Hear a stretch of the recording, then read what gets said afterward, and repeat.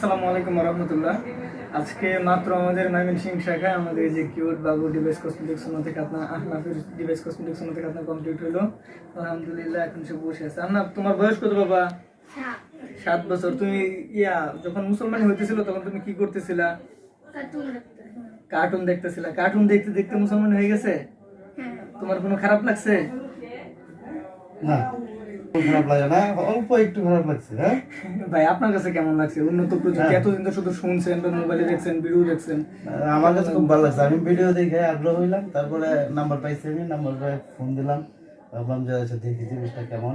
আমার কাছে ভালোই লাগছে। যেরকম ভিডিওতে দেখছিলেন বা যেরকম শুনছিলেন, কথার সাথে কি কাজের মিল আছে?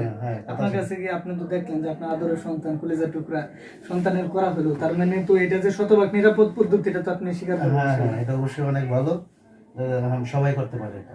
তাহলে যারা আসলে আদরের সন্তানদেরকে খতনা করানোর কথা চিন্তা করতেছে, ওদের উদ্দেশ্যে কি বলবেন?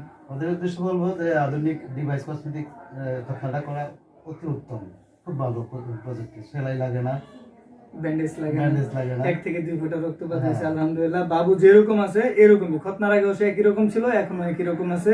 সুস্থ স্বাভাবিকভাবে হাঁটা চলা, খেলাধুলা, গোসল সবকিছু করতে পারবে। আলহামদুলিল্লাহ, কোনো ধরনের কোনো অসুবিধা হবে না। আপনারা যারা আদরের সন্তানকে ডিভাইস কসমেটিক্স থেকে আপনার কোনো সিদ্ধান্ত নিতেছেন, আলহামদুলিল্লাহ এটা করাতে পারেন। শতভাগ নিরাপদ পদ্ধতি, সুনিশ্চিতভাবে এটা করাতে পারেন। সবাই ভালো থাকবেন। আসসালামু আলাইকুম।